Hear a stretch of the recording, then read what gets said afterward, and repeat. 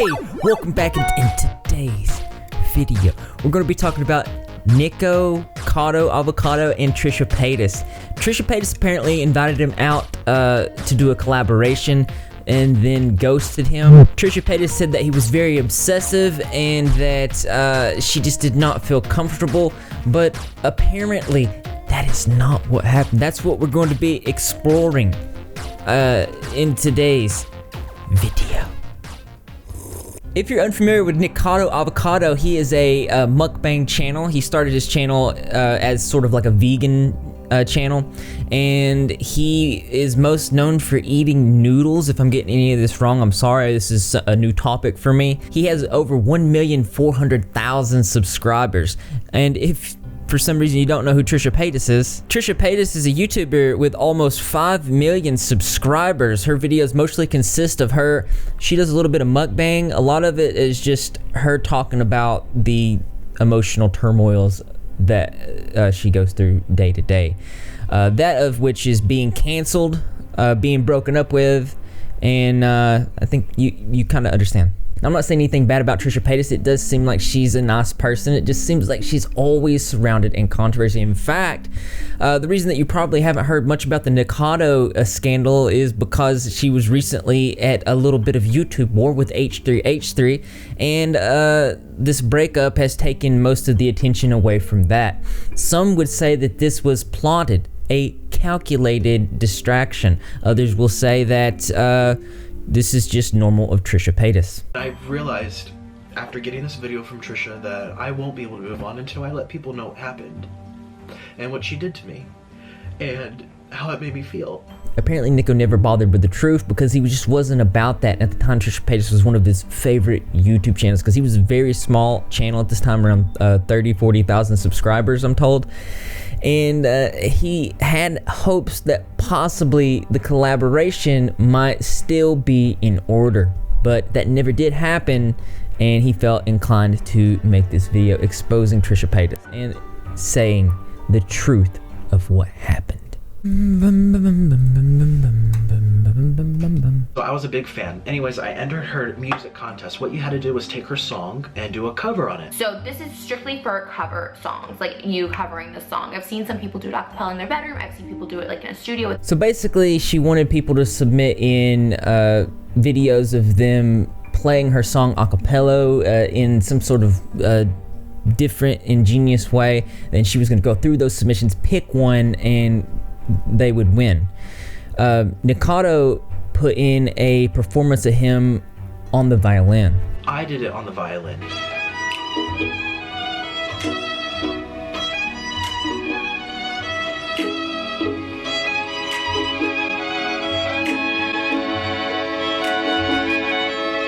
I just want to say that is some really good violining.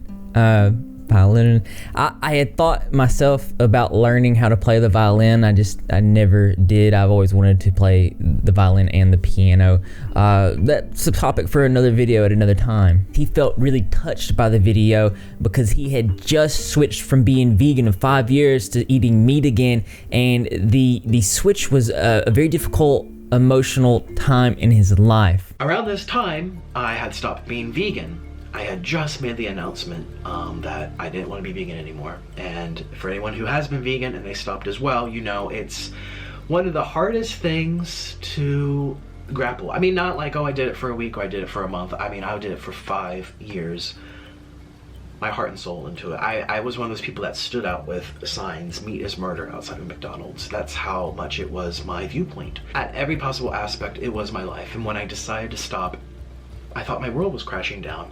The majority of my audience at the time was vegan. I had like 50,000 subscribers, all vegan. So I decided to play her song, which to me meant about having strength despite the hardship. So you can see that there was emotions attached to this. So at that point of seeing that video, Trisha Paytas decided to reach out to Nickocado in a comment and then in tweets, as you'll see. I have loved you for so long as a fan, and this blew my mind when I saw it in my subscriptions. We need to get together in person. There's something about you. Truly, I can't think of any words to say right now. So she commented that, and I was like, oh my god, I got noticed by Trisha Paytas, wow.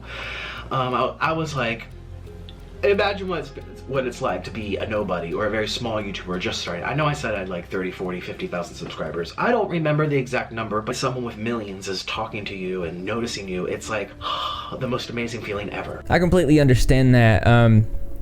I think it was around 30, 40,000 subscribers when I started having YouTubers that I watched growing up reaching out to me, telling me that they liked my channel, that they were fans of my channel, and I was just like, it's a strange feeling, and it's like a weird grateful mixed feeling, but there's a lot of emotions there. So not only was the song overwhelmingly emotional for him, but he was a big fan of Trisha Paytas, and she was noticing him. So he was probably ecstatic. I mean, who wouldn't be? This was her first of many comments. She's commented multiple of my mukbangs saying how much she loves me or she thinks I'm funny. She said something about my big mozzarella sticks. So she had been watching me for a while. Then she tweeted me. And when she tweeted me, I mean, gosh, I don't even know how many followers I had. 1,000. I was so tiny. And she tweeted me and she said something about getting together. So he then went on to talk back and forth with Trisha about a collaboration. And this went on for a course of 5 different days where she was actively commenting in his videos, actively seeking him out for collaborations. And none of this was his doing. Of course, he was loving it and he was excited about it, just like anybody else would be. But the point of it is that Trisha was the one that was pursuing the collaboration. As you can see, it's her talking about how she's really about the collaboration, how she really liked his performance of Warrior, and that she'd been watching him for months, and that she just adores him. Would you want to collab as soon as next week? I don't know if you've seen my videos about not wanting to be vegan anymore, but it would be so fun to eat something non-vegan with you. She responded, hell yeah! Actually, I'm pretty free next week. What day are you thinking? I said, I'm free all next week too. I just do YouTube, that's it, super flexible, so you can pick the day. I'm looking at flights now. So I let her know I'm flying. I said I'm looking at the flights. I let her know, are you available? And she says I'm free all week. I said I've never been to California before. The best flight deal is Tuesday the 17th. Then she responds, I can make that work. Should we do a 2-day shoot? Like maybe vegan food on mine with you and non-vegan shit on yours? Or just stuff ourselves in one city, ha ha ha. I'm like, that sounds great. Oh my God, this is legit happening. That's the last time I ever heard from her. Ever again. After that, he did go ahead and book that flight and proceed to go to LA. But this is my issue with this. She didn't respond after he said that he was booking his flight. I feel like he should have took a breather, took a step back, and been like, well, she's not responding. I probably shouldn't do this. But at the same time, I can see his overwhelming emotions pushing him to go forward with that. But I just don't think that personally I would have done that. But I'm interested in what you guys think, so why don't you let me know below. That's the last time I ever heard from her. Ever again until today. On my phone. 2.5 years later. This is my Nickocado Avacado. That's the last I ever heard. Personally from her. I've heard her talk shit about me in her YouTube videos, on her You Now. I feel like this is a similar situation as the James Charles drama that I covered just the other day.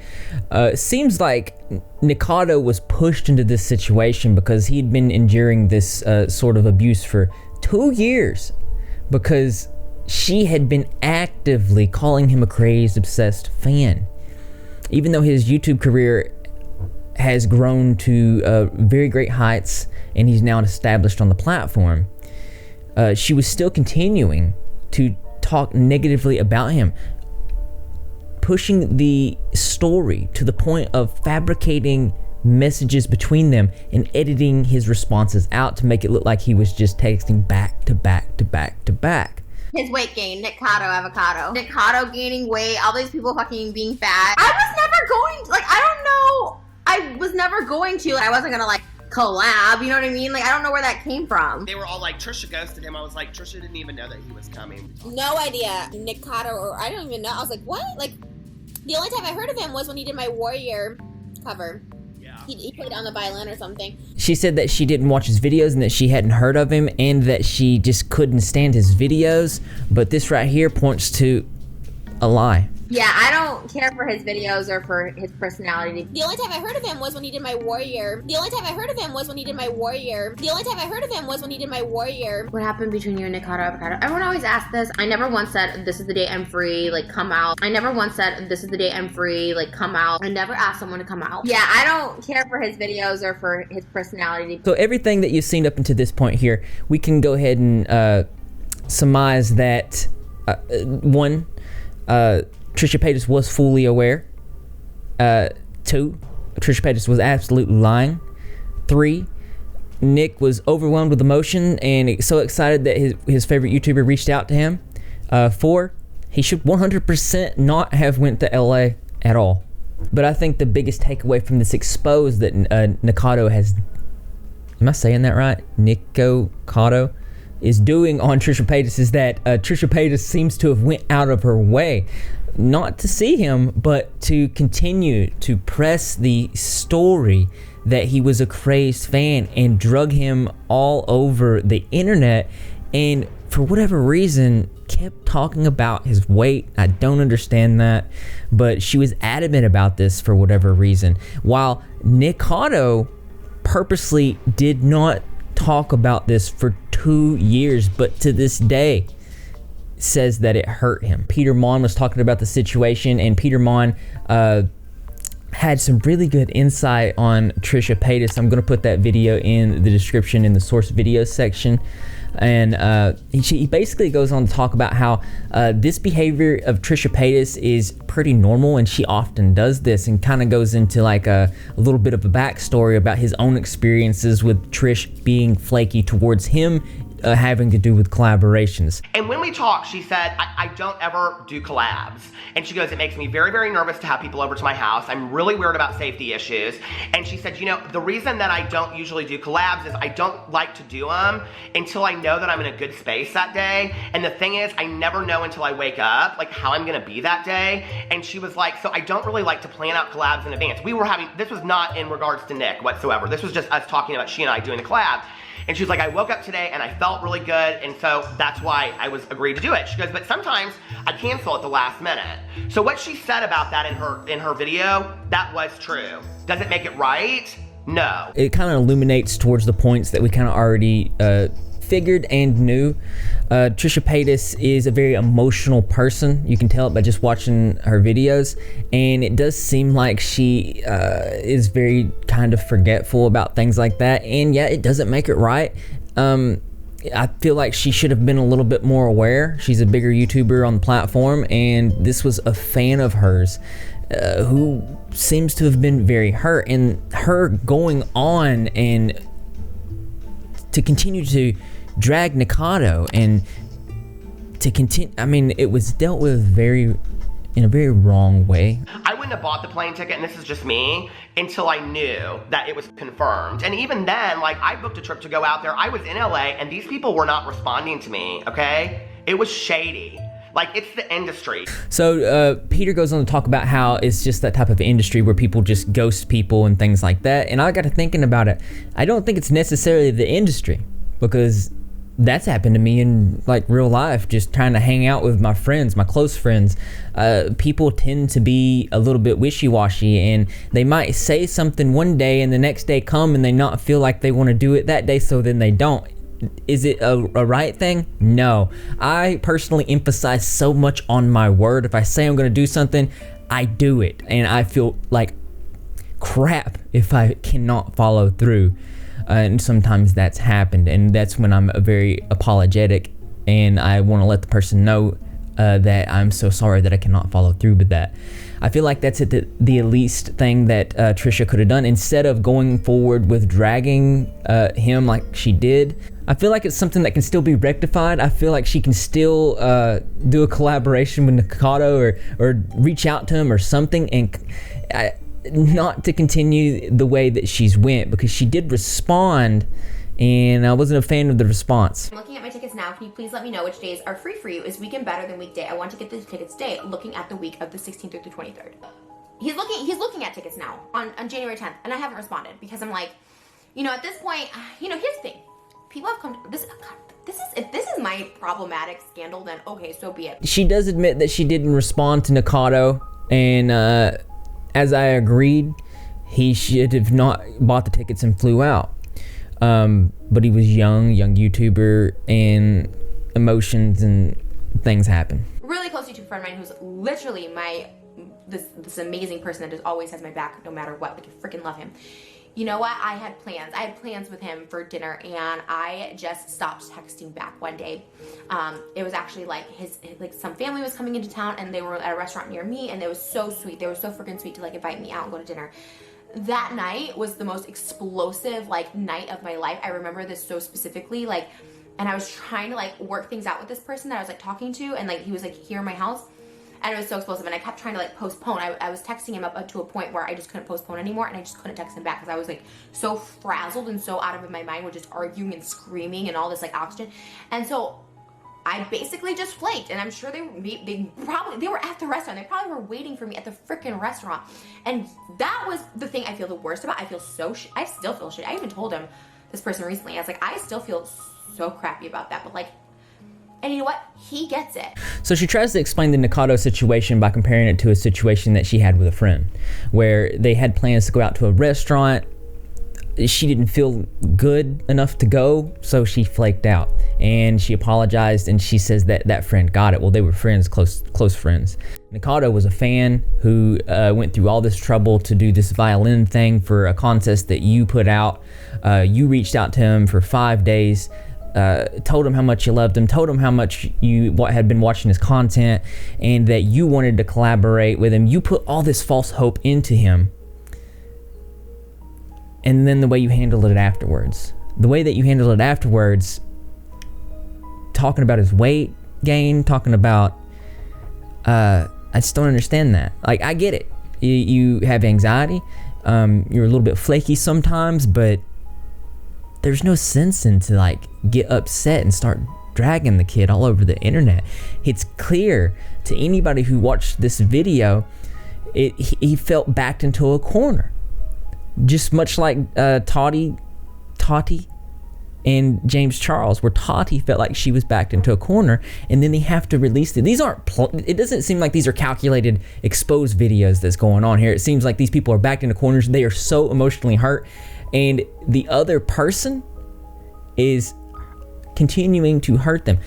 I guarantee you that Nikocado wouldn't even put out this video if Trisha wouldn't have sent him that video just a few days ago. And why would she keep bringing it up 2 years later? Why would she send him the video that she did?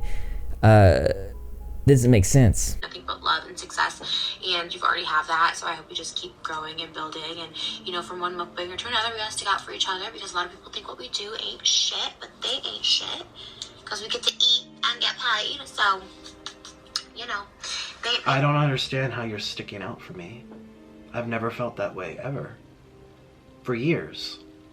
I mean, you don't even follow me on your Instagram, you don't follow me on Twitter, and again, you don't have to follow me. I'm not saying this is what upsets me. I'm saying I don't see any evidence to support that you stick up for me and that you care about me. Like, what? It doesn't make sense. See, because when she came out dragging him all over the internet and saying the hateful things that she did say, of course Trisha's fan base went after him, and they made fun of him. They called him a desperate, obsessive, creepy person. It impacted his channel, his life. It's not an okay thing. But yeah, this is really funny. I think that's really great that this is happening, and look, I do love you. Nothing but love. You know, hopefully we're cool, you know, and keep killing those drive-through mukbangs. I'm gonna go film one right now. Like, literally, I'm gonna go figure out some form of that to do, because I can't keep doing that. I guess I can just keep titling the same thing all the time. You already know. I wish I could be a noodle king like you, because you are the noodle king. And that honeycomb, okay, you're original. I'm gonna give you that, Nickocado. You're original. And then she's just gonna, 2 years later, after she's done all this, send him a video saying, I love you. Here's what I think. Either her guilt has gotten to her, or this is damage control. This was something that kept being brought back up. It doesn't make sense. But as interesting as this is, there's always something that's more interesting to me. That's right, you guessed it. I want to know what you think, so why don't you go ahead and leave your creative and interesting responses in the comment box below. Thumbs up those likes as always, brothers and sisters. I will see you in the next video. I don't get it myself. It just seems like something shady is going on. I got another video I got to work on. There's a lot of drama right now. I think it's because, you know, everybody's got those New Year's resolutions, and then when they hit it really strong at the first of the year, but then after a couple of months they kind of drop off, and I think that's why all this drama is happening right now. Yes, New Year's. That's the way I think. I don't know, but I know that you're up here for Open Your Greg, and how you do that, all you gotta do is subscribe and notifications turn on, be in the comment section to every single video, because I'm gonna be there, Greg the Cat's gonna be there, and the rest of the Repzilla community as well, and I expect to see you there too, because this channel loves you. I need a Coke or something. More coffee. I'm going to the store. Greg!